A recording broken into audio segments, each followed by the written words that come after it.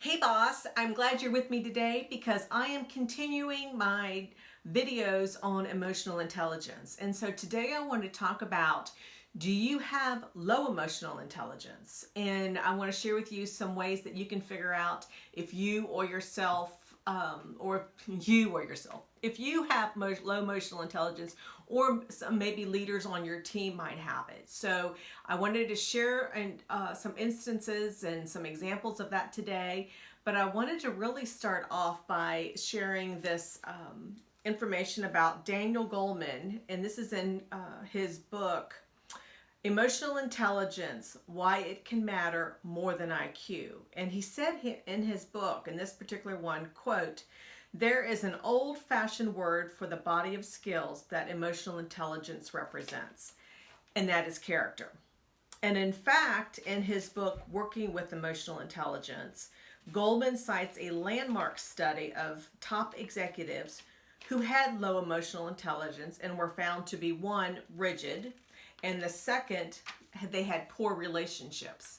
And so when it came to rigidity, they were unable to adapt their style to the organizational culture or accept feedback on the behaviors that they needed to improve or change.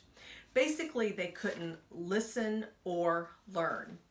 And then when it came to the finding of poor relationships, this was due to being too harshly critical, insensitive, or demanding, and then they ended up alienating their coworkers and direct reports. And so when it comes to this, I'm going to have both the books actually in the description in case you wanted to check them out, because they are on Amazon.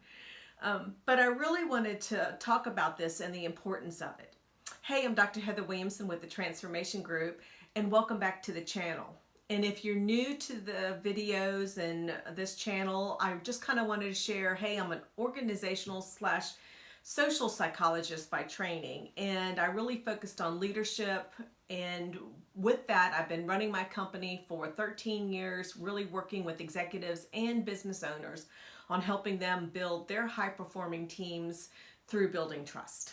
So I hope this kind of explains a little bit with who I am, and I really wanted to get really deep diving into how do you know if you have low emotional intelligence. And so I wanted to share with you 7 characteristics of low emotional intelligence, and this will help you identify either for yourself or maybe some team leaders that you might have.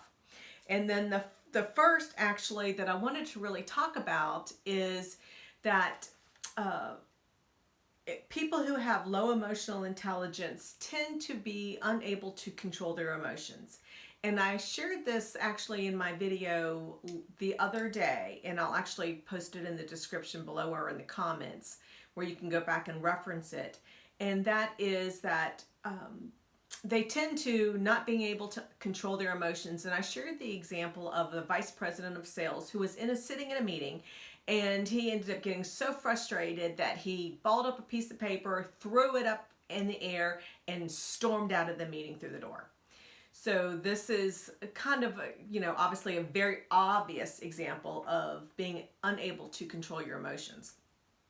Also, the second characteristic is that people who have low emotional intelligence tend to be unclear to the feelings of others. And this comes back to the whole social awareness and when it comes to reading those cues, those behavioral cues of others. And then the third characteristic is that they struggle to maintain good personal and professional relationships. Also, the fourth characteristic is that they can be emotionally inappropriate in certain circumstances or situations.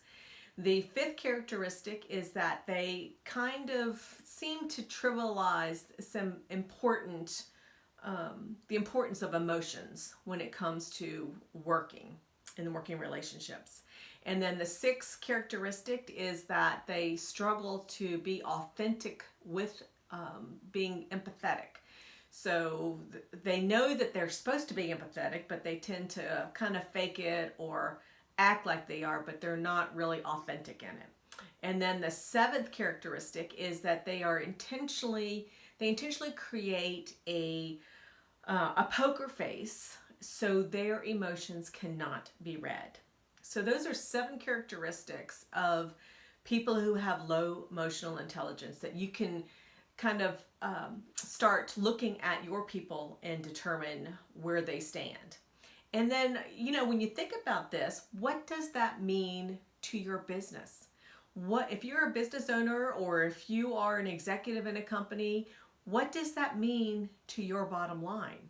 Well, it has huge consequences. And I'm going to share with you a few impacts of that. And the first is employee turnover. So when it comes to employee turnover, typically the cost is going to be a full person's salary. And depending on if it is a salesperson or an executive, it can be 1.5 to 2 times that person's salary. And the cost involved are, just think about it. You've got recruiting cost, you've got training cost, you've got customer satisfaction cost. If that person's gone, who's actually filling in, and are they fully and 100% doing what needs to be done? Customer retention is also something to consider. I mean, I've worked with a business owner who ended up letting a salesperson go for appropriate reasons, and that salesperson took customers to his new role. So basically, he was stealing customers to my client's competition. And one other thing to consider is lower levels of productivity and efficiency. And this is because you have now got a vacant position. And because of that, people are having to chip in and they're doing 2 roles rather than just one. And there's lower levels, obviously, of efficiency and productivity. So employee turnover is a huge impact to your business when you've got somebody who has low emotional intelligence. A second impact is lack of confidence. And basically your employees, your direct reports, do not believe that that boss or that leader has the credibility that's needed for the role. A third impact is poor communication. And so when it comes to poor communication, just think about it. The person who has low emotional intelligence is more closed off, and they're not going to be expressing their feelings or their themselves very effectively.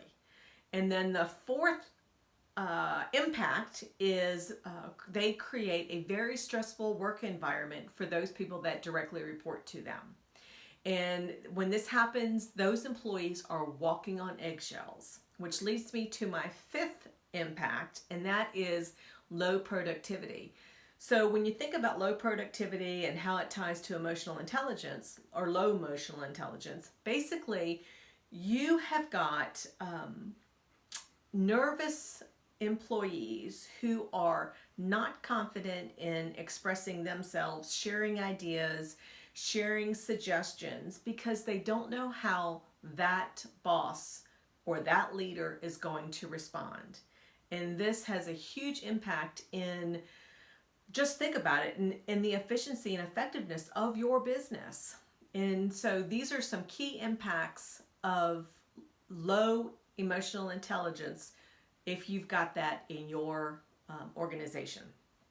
And so when you think about all of this, it's very important to be able to identify who has low social emotional intelligence, who has high social emotional intelligence. Or emotional intelligence.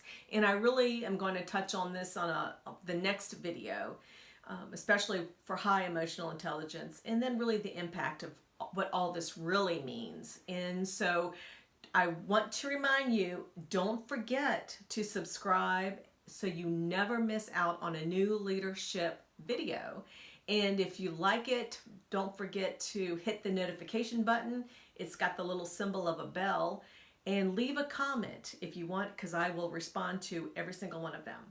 Also, I will put in the description of this video information on where you can get the 2 books that I'm talking about when it comes to emotional intelligence, so you can learn more.